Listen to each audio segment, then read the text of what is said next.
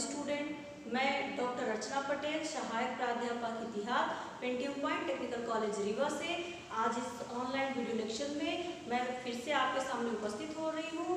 ठीक है, तो बच्चों जैसा कि हम सभी जान रहे हैं कि आज हमारा रीवा पूरी तरह से ग्रीन जोन में है, लेकिन फिर भी एक चीज़ हम आपको बता दें कि ये चीज़ जरूरी नहीं है कि ये चीज़ें बनी रहेंगी। ठीक है, तो इसलिए यदि हमारे महाविद्यालय के द्वारा आपको ऑनलाइन क्लासेस प्रोवाइड कराई जा रही है तो आप इस सुविधा का विशेष लाभ लें, क्योंकि देखिए कहा जाता है कि जब हमारे बड़े कुछ ऐसा करते हैं तो छोटे उसको फॉलो करते हैं। क्योंकि हमारा न्यू सेशन स्टार्ट होने जा रहा है, तो यदि आप इस ऑनलाइन क्लास को अच्छे से देखेंगे, सर्च करेंगे, पढ़ेंगे, पढ़ने का मतलब ये है कि जब आप पढ़ते हो तभी तो हमसे क्वेरी करोगे, क्वेश्चन करोगे, अदरवाइज आप क्यों करोगे।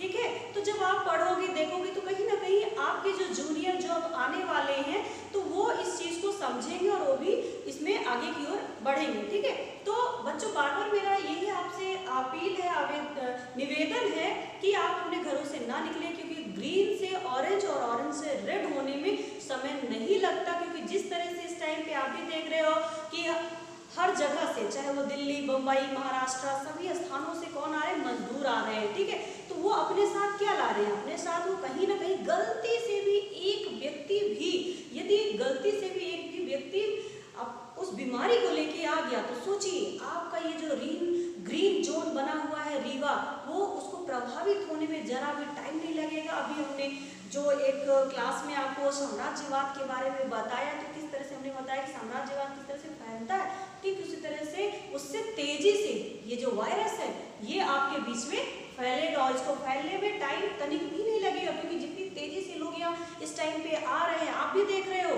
तो इसलिए जितना ज़्यादा से ज़्यादा आप रहे, घर के अंदर रहे, सुरक्षित रहे, क्योंकि इसीलिए आप घर में रहे, इसीलिए हमारे महाविद्यालय के द्वारा जो है तो आपको ऑनलाइन क्लासेस प्रोवाइड की जा रही, ताकि कल को आपको ये समस्या ना हो कि हम घर बैठे कैसे पढ़े। ठीक है, तो आज का बच्चों हमारा जो मेन टॉपिक है क्या है, 1857 की क्रांति। क्या है, 1857 की क्रांति। इससे पहले के लेक्चर में हमने आपको भारत में ब्रिटिश हुकूमत के प्रॉफिट और लॉस के बारे में बताया था पिछले लेक्चर में। ठीक है, तो उसके साथ साथ हम आपको ये पॉइंट इसलिए क्लियर करना चाहते हैं, ये हालांकि आपके सिलेबस का ही टॉपिक है ये। ठीक है, 1857 की क्रांति क्या थी ऐसे 57 की क्रांति में, तो हम आपको इसमें कुछ महत्वपूर्ण बिंदुओं पे पहले बात करें, इसकी क्या क्या चीजें आपको पढ़ना है। जैसे ये अब क्या 1857 की क्रांति, ठीक है, इसमें हमको पढ़ना क्या क्या है समझिएगा। ठीक है, इसमें हमें पढ़ना क्या क्या है।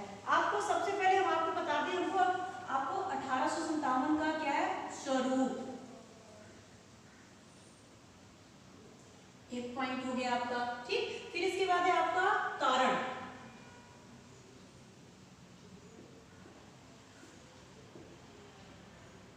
ठीक, दूसरा पॉइंट। फिर इसके बाद है आपका क्या है प्रारंभ,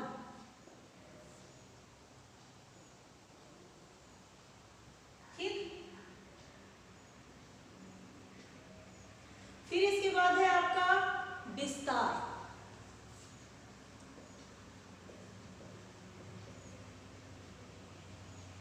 ठीक, फिर इसके बाद आपका आ जाएगा क्या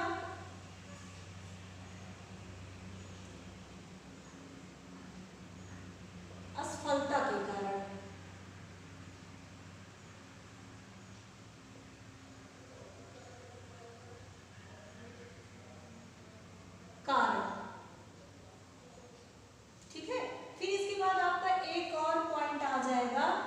क्या तत्कालिक कारण,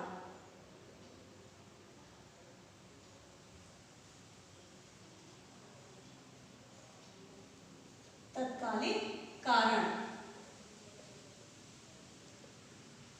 बच्चों इसको हम विस्तार से इसलिए पढ़ा रहे हैं क्योंकि चूंकि आप पीजी के स्टूडेंट हो, ठीक है, अगर आप आज भी किसी भी टॉपिक को नॉर्मल वे में लेके चलोगे तो आप कभी भी कुछ, क्योंकि जब हम किसी चीज के बारे में ज्यादा डीप तक सोचते हैं तो लाइटली चीजें हम ऐसे ही कवर कर लेते हैं। क्योंकि जब हमारी सोच, हमारी समझ आगे की ओर जाएगी, जब हम कुछ बड़ा सोचेंगे तो हम छोटे छोटे काम सरलता से कर सकते हैं। ठीक है, इसीलिए 1857 की क्रांति, हम चाहे तो इसको नॉर्मली भी आपको बता सकते हैं कि 1857 की क्रांति हुई, डलहौजी आया, उसकी हड़प नीति, बहुत सारी चीजें, ठीक है, और उसको नॉर्मल वे में उसको क्लियर कर दे। लेकिन नहीं, ऐसा करने से आप समझ तो जाओगे लेकिन जो उसके मेन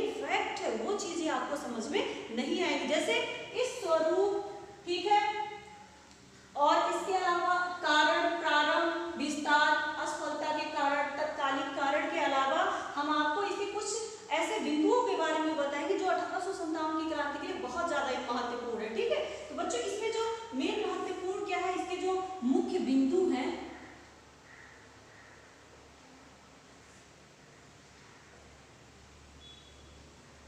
मुख्य बिंदु इसमें जैसे अगर हम पहला बिंदु बताएं, ठीक है, तो इसमें हम आपको बताते हैं ब्रिटेन का जो प्रधानमंत्री था, क्या था उसका नाम, पार्मस्टन।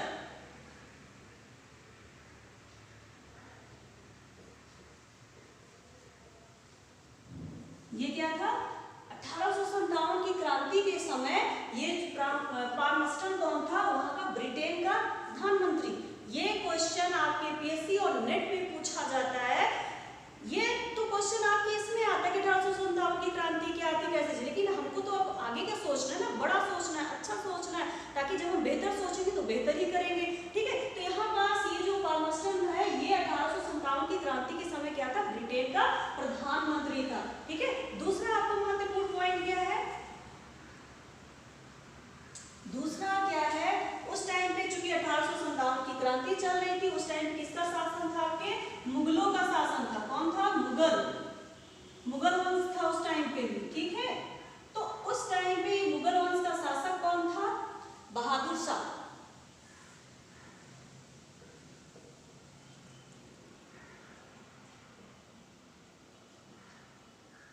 बहादुर शाह द्वितीय, ठीक है। ये चीज ध्यान रखिएगा, ऐसे आप, क्योंकि इससे पहले भी बहादुर शाह आया, अब कौन सा बहादुर शाह, ये चीजें आपको क्लियर होना जरूरी है, क्योंकि अगर ये क्लियर नहीं होगा तो आप गलत हो जाएंगे, रॉन्ग हो जाएंगे, क्योंकि ये टाइम है ना 1857 की क्रांति चल रही है, उस टाइम पे मुगल शासक कौन था, बहादुर शाह द्वितीय था, ठीक है। आपको ये बता दें, जब ये क्रांति चल रही थी उस टाइम पे बहादुर शाह द्वितीय ने क्या किया, इसने भारतीयों का साथ दिया, उनका नेतृत्वकर्ता बनने की कोशिश की, चूंकि हालांकि उस टाइम पे इसकी काफी उम्र हो चुकी थी, लेकिन फिर भी ये सहयोग से पीछे नहीं हटा। लेकिन जब ये खबर ये किसको हुई, ब्रिटिश को, कि ये किसका साथ दे रहे हैं, भारतीयों का, इन्होंने क्या किया, इन्होंने जो है तो इनको कब कहां भेज दिया, रंगून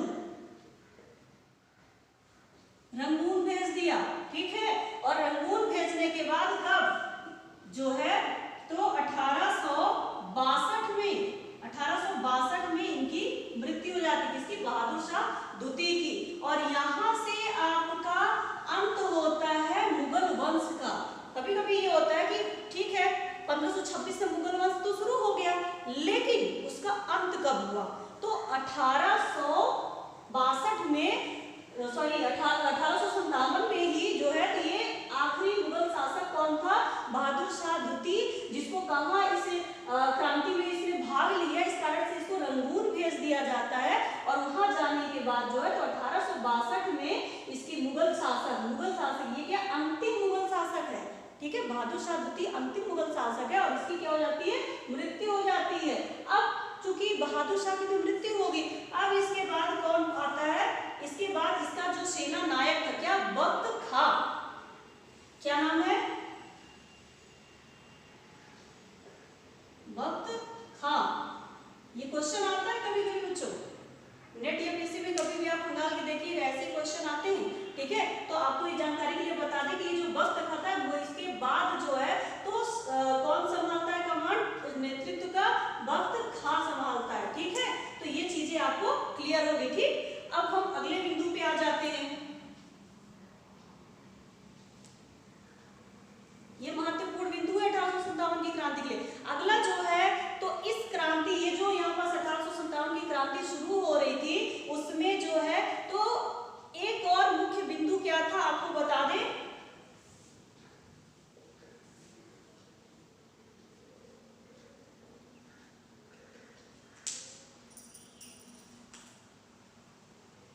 कैंपबेल, सॉरी बच्चों ये थोड़ा प्रॉब्लम कर रही है, मैं ऐसे आपको ओरली बता दे रही हूँ। अब कैंपबेल आता है, ठीक है। ये जो है आपका विद्रोह को दबाने के लिए नियुक्त किया गया था, ठीक है। कौन सेनापति था, ये ब्रिटिश हुकूमत की ओर से कैंपबेल को नियुक्त किया गया था विद्रोह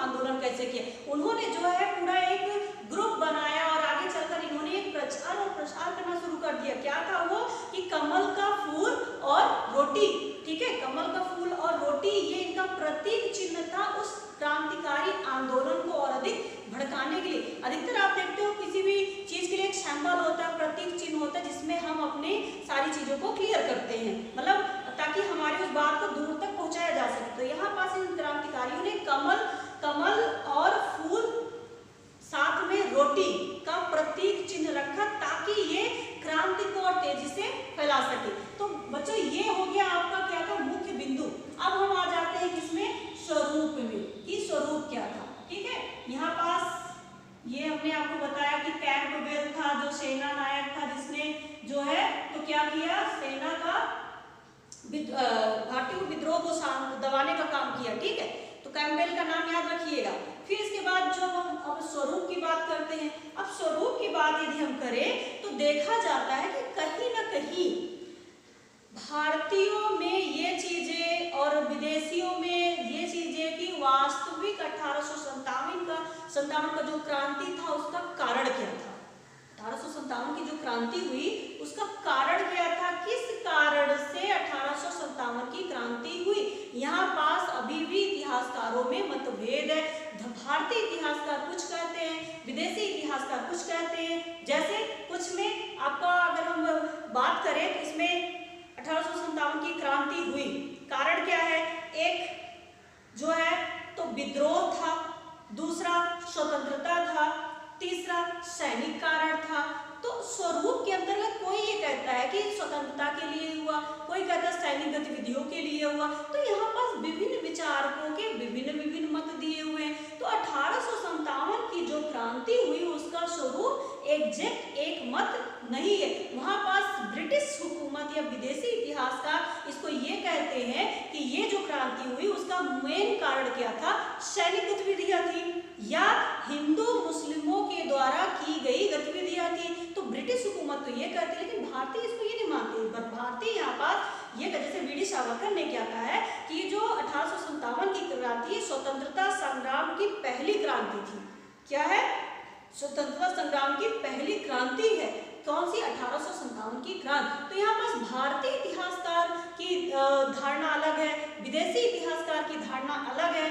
तो ये क्या हुआ हमारा स्वरूप। ठीक है, स्वरूप के अंतर्गत एक मत नहीं पाया जाता। यहाँ पर सबकी अपनी अपनी अलग, कोई इसको सेना की गतिविधियों का कारण मानते हैं, कोई स्वतंत्रता मानते हैं, कोई हिंदू मुस्लिम की मिली भगत चाल कहते हैं, कोई क्या कहता है कि यहाँ पास जो है तो ब्रिटिश हुकूमत ने ये सारे अत्याचारों के कारण हुआ। तो यहाँ पास स्वरूप को तय कर पाना सरल नहीं है। जितने विचारक हुए, जितने लोग हुए, सबके अपने अपने अलग अलग मत है। तो बच्चों आज का जो टॉपिक था आपका 1857 की क्रांति, इसमें हमने आपको मेन बिंदुओं के बारे में बताया कि इसमें आपको क्या क्या पढ़ना है। साथ में हमने इसको बताने से पहले आपको ये चीजें इंपॉर्टेंट है, मुख्य बिंदु की क्या ऐसे मतलब मेन चीजें क्या थी।